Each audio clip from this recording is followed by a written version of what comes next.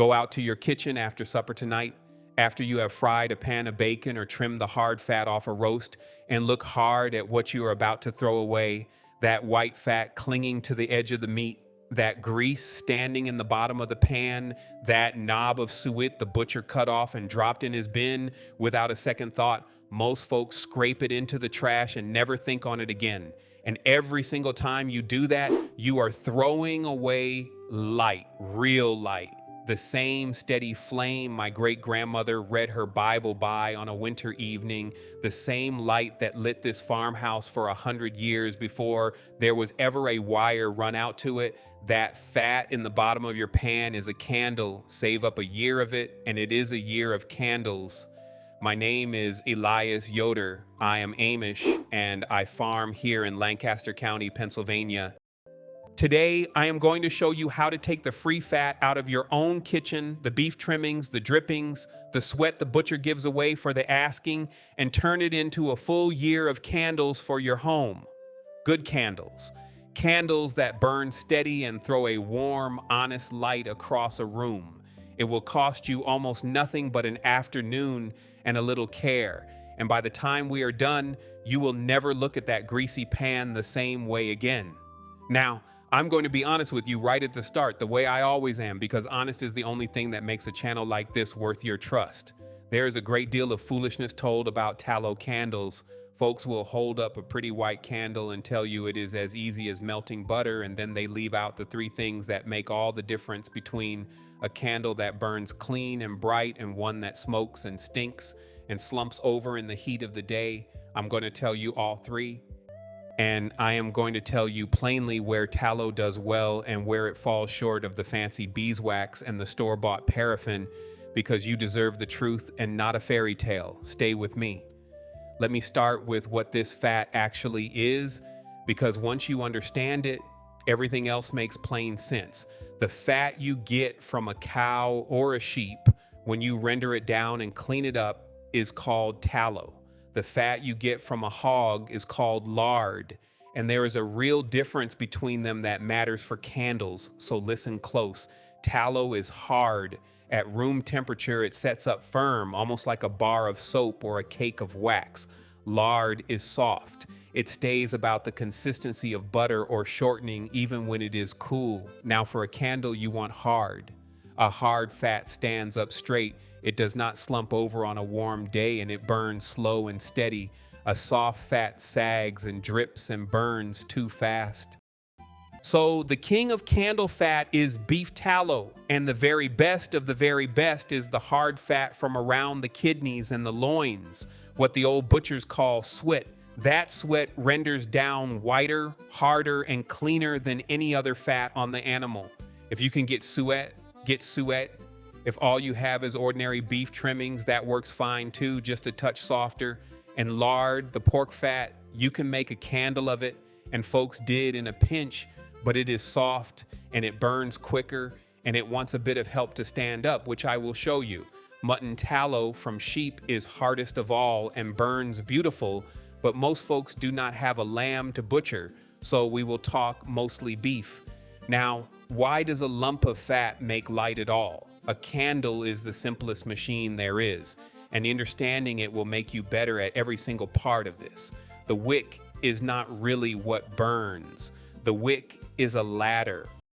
When you light it, the heat of that little flame melts the fat right around the base of the wick into a small pool of liquid.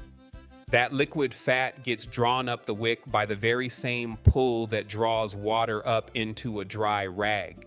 They call it wicking, and that is where the word comes from. The fat climbs the wick up to the flame, and at the top, in the heat, it turns to vapor, and it is the vapor that burns and makes the light.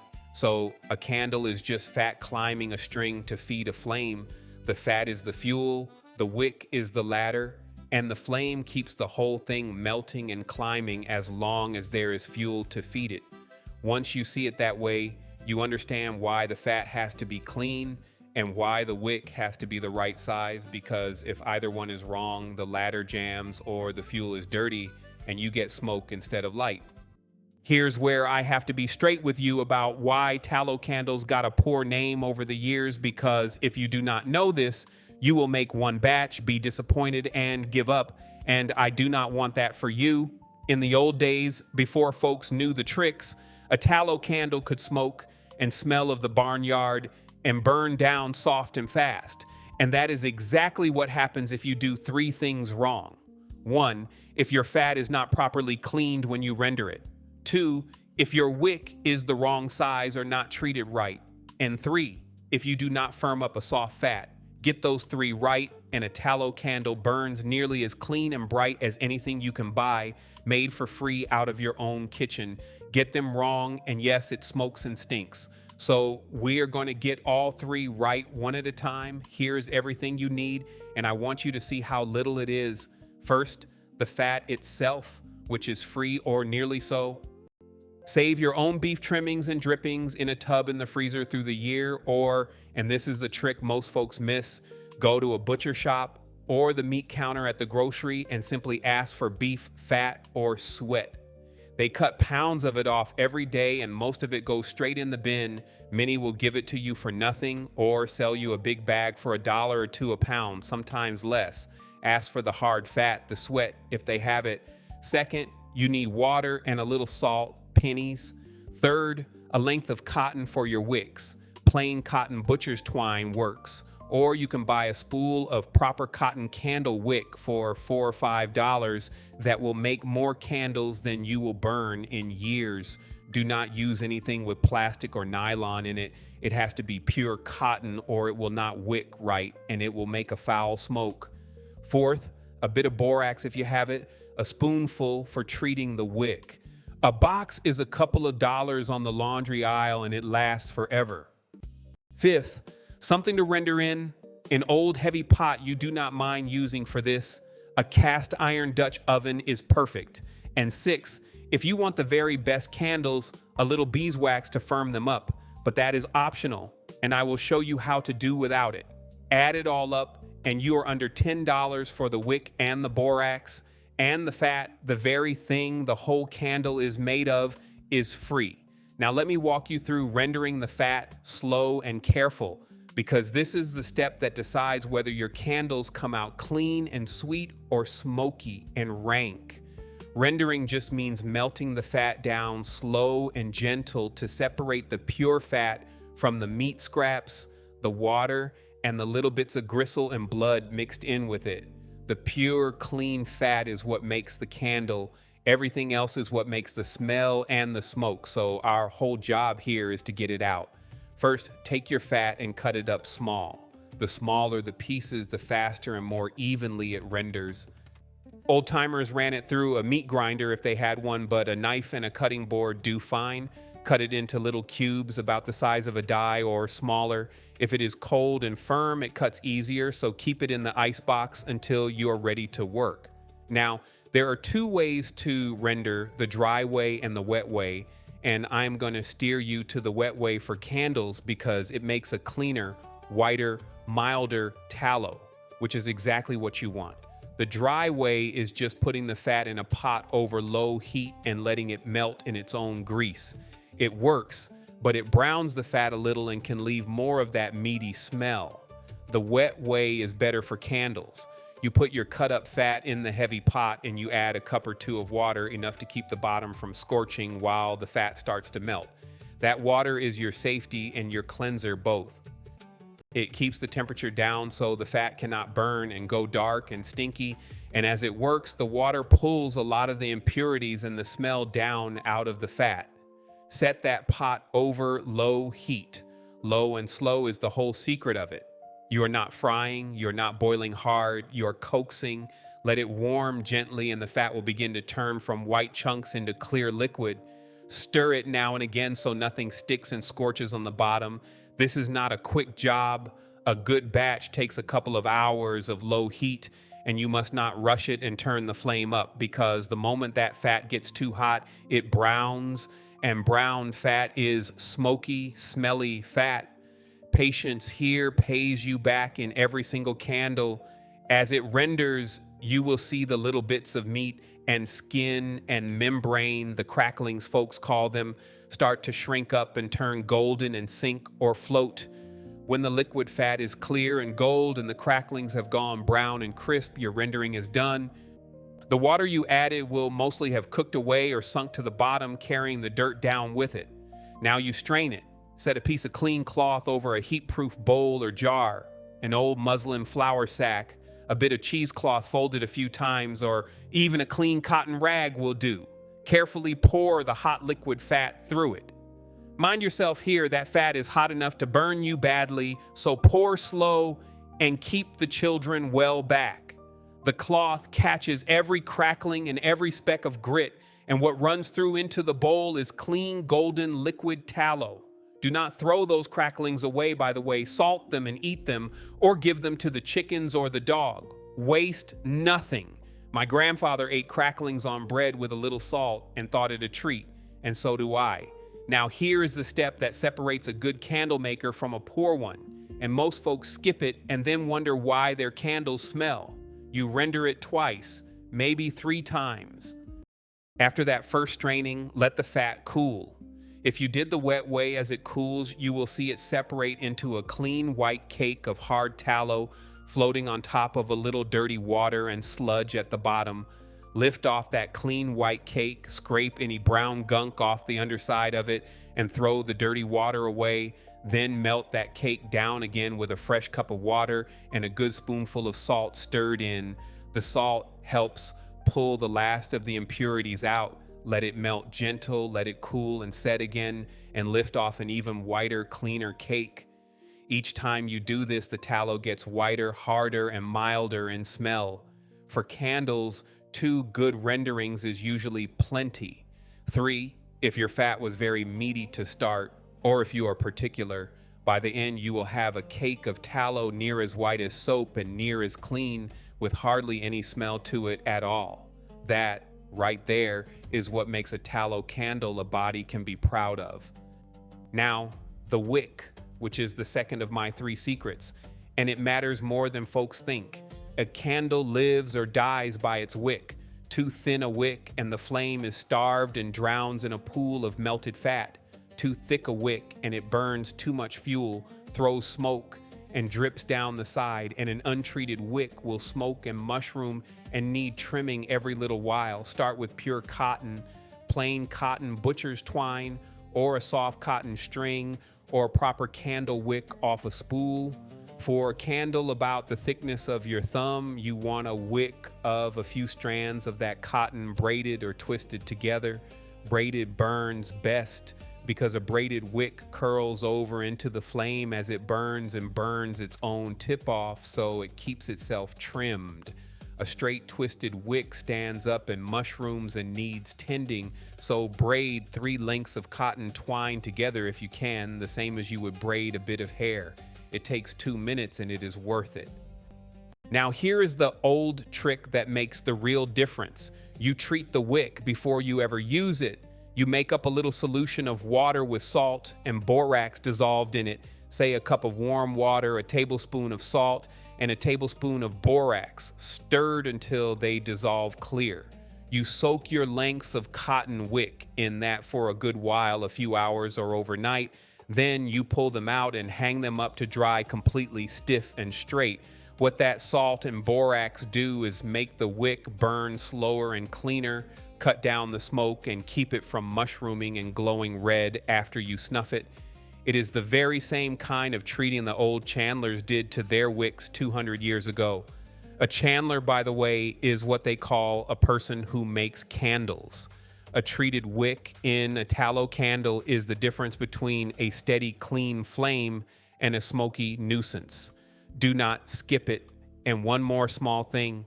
Before you build your candle, prime the wick.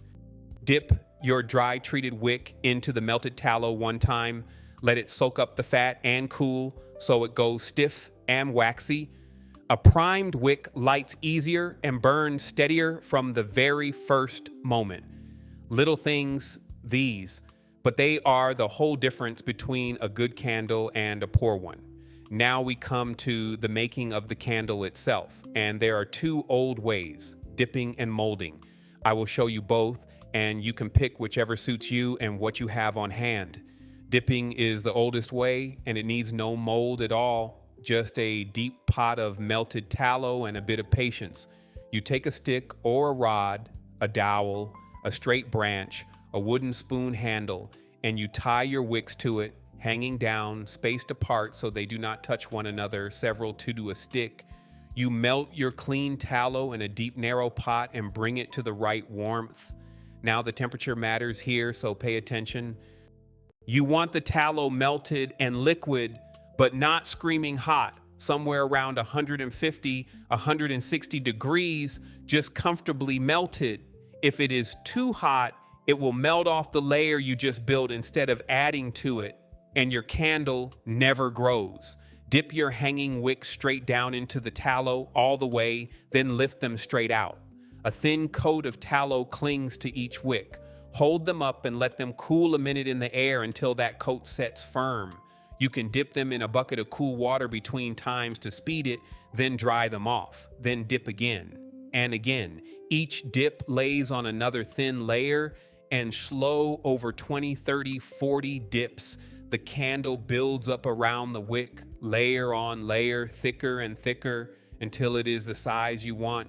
It is slow, quiet work. Dip and cool and dip and cool, the kind of work a family did of an evening together, each person minding a stick. But at the end, you have a proper tapered candle built up by your own hands, and there is a real satisfaction in it. Keep the tallow warm and liquid the whole while and top the pot up as it goes down. The other way is molding, and it is faster if you have molds. In the old days, they had tin candle molds, a row of metal tubes tapered that you poured the tallow into with a wick strung down the center of each one. You can buy candle molds today, or you can make do with all manner of things: a clean tin can, a length of pipe, even a stout paper tube. Here's how it goes. First, you thread your prime wick down the center of the mold and hold it tight and dead centered. Tie the top around a stick laid across the opening and hold or pin the bottom in place. Getting that wick centered matters, or your candle burns lopsided and drips out one side.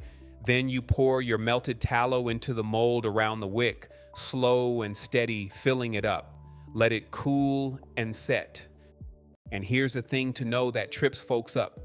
As tallow cools, it shrinks, and it will often sink a little dip down around the wick at the top. So you keep a bit of melted tallow back, and once the candle has cooled and sunk, you top it off with a second little pour to fill that dip level. Let it set up hard overnight is best, or set it out in the cold and then slip it out of the mold. A little warmth on the outside of the mold or a minute in cool water helps it release clean. And there is your candle, smooth and straight. Molding is faster and gives you a neater candle. Dipping needs nothing but a pot and a stick. Both make good, honest light. Choose your way. Now, the third of my 3 secrets firming up the fat: pure beef tallow from good hard suet, rendered clean, sets up firm enough to make a fine candle all on its own. And if that is all you have, use it and be glad. But if your fat is on the soft side, or if it is lard, or if you just want the very best, hardest, longest burning candle you can make, you firm it up. The easiest way is beeswax.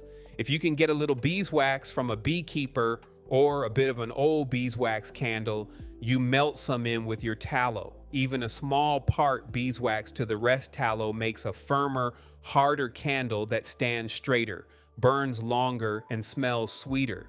A quarter beeswax to 3/4 tallow makes a beautiful candle. Half and half is better still if you can spare the wax. The tallow stretches your costly beeswax a long way, and the beeswax lifts the humble tallow up. They are good partners, those two. If you have no beeswax, there is an older trick. A small pinch of salt worked into the cooling tallow, or a little alum dissolved and stirred in, will firm it and help it burn cleaner with less smoke. The old chandlers used a touch of these things. Do not overdo it. A small spoonful to a whole batch. And honestly, if you rendered your tallow well and twice over and used good hard suet, you may not need any of it at all. Try a plain batch first and see how it burns before you go adding things to it. Let me give you the common mistakes plainly so you can skip the disappointment I see folks run into. First mistake, dirty fat, not rendering clean enough or only the once.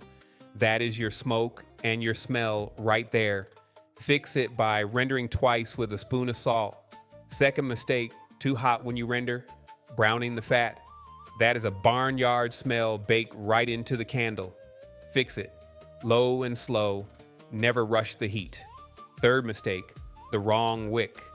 Too thin and it drowns. Too thick and it smokes. Untreated and it mushrooms. Fix it. Braided pure cotton, treated in salt and borax, size to the candle. Fourth mistake, soft fat that slumps over in the heat. Fix it. Good, hard, sweet, rendered well. Firmed with a little beeswax if need be and stored somewhere cool. Get past those four and you will make candles the equal of anything on a store shelf. Now let me give you the numbers because the title of this promises a year of candles, and I mean to make that good. A candle the size of a common taper takes something like 2 to 3 ounces of tallow. A pound of rendered tallow then makes you somewhere between 5 and 8 good candles depending on their size. Now think on how much fat comes off a household's cooking in a few trips to the butcher.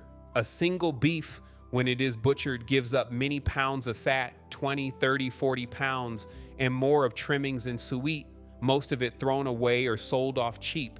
Even just saving your own kitchen fat through the year, the trimmings, the drippings you pour off the pan, a careful household saves up several pounds without hardly trying.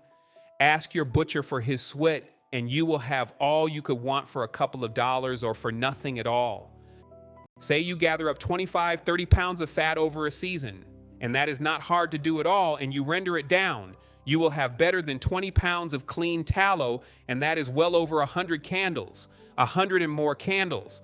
Burn 1 or 2 of an evening, and that is your light for a year, and then some, made from what your neighbors are paying the trash man to haul away. And here is a fine thing about tallow candles. They keep. They store for years in a cool, dark place, and they actually get better with a little age, curing harder as they sit. Keep them cool, mind you, for tallow softens in summer heat, so a cool cellar or a low cupboard is best. Wrapped and kept cool, a candle you make this winter will burn just fine 3 winters from now. So you're not just making a year of light, you're laying up a store of it against the day you need it. When you go to burn them, a couple of small things will serve you. Keep the wick trimmed to about 1/4 inch, for even a self-trimming braided wick does better with a little tending.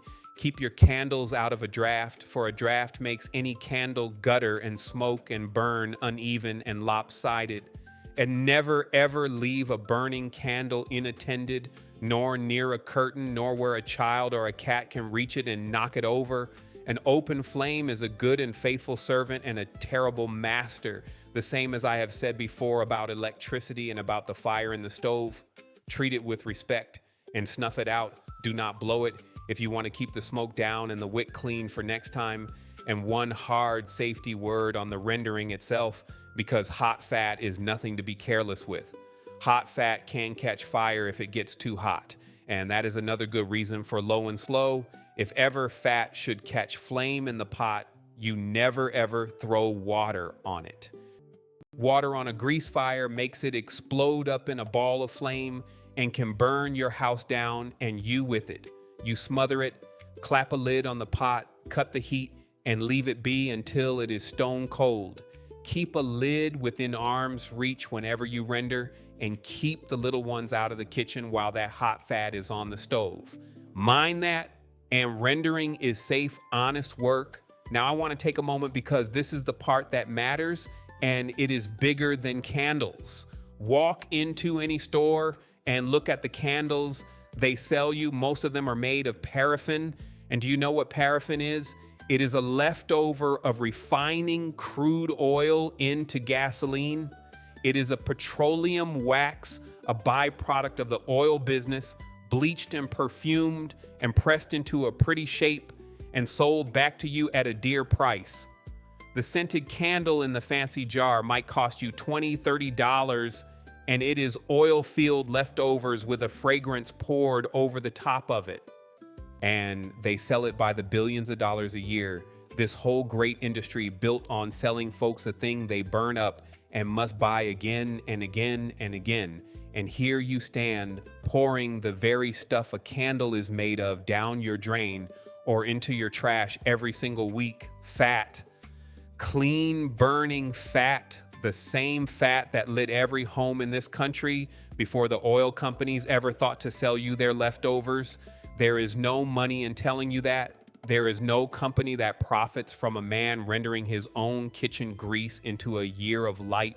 You cannot put a brand on a butcher's throwaway suet. You cannot sell a monthly candle subscription to a family that makes their own out of what they were about to throw away. So nobody advertises it and nobody teaches it. And a whole nation forgot that the light to read by was sitting in the bottom of the frying pan the whole time. My people never forgot, because we never fully gave ourselves over to buying what we could make with our own hands. When the sun goes down on this farm, we do not flip a switch and send money off to a company. We light a candle, my own hands dipped from the fat of our own animals, and we read and we sew and we talk by that light, the same as my grandfather's family did and his before him. It costs us nothing but the care to save what most folks waste. And a family that can make its own light out of what the world throws away is a family that is a little harder to put in a corner. That is the whole of it. So here's what I want you to do this week. Do not butcher a beef and do not run out and buy anything. Just start saving. Put a tub in your freezer, and every time you trim fat off a roast or pour grease off a pan, save it in that tub. And next time you're at the meat counter, ask the butcher, plain as day, if you can have some of his beef fat or suet. You will be surprised how glad he is to give away what he would otherwise have to pay to throw out. When you have a few pounds, get out your heaviest pot, render it down low and slow the wet way, strain it through a cloth, render it again with a spoonful of salt, and lift off a cake of clean white tallow. Braid and treat a few cotton wicks in salt and borax. And on a quiet evening, dip your first candle or pour it into a mold. Light it that very same night and see for yourself the light your own kitchen made. Then tell me in the comments below, what fat do you have the most of where you are? Is it beef? Is it pork? Are you a hunter with venison fat put by? Or do you keep sheep? And once you have made your first candle, come back and tell me how it burned, how it smelled, and how many dips it took you. I read every single one of these, and the things you all share teach the new folks more than I ever could.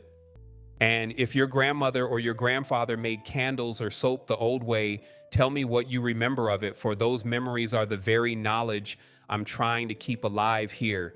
Next time, since we have rendered all this good tallow, I'm going to show you the other thing my people make from that very same fat, a hard, honest bar of soap, the old lye and tallow way. So the same free kitchen fat that lights your house can also wash your family from head to foot.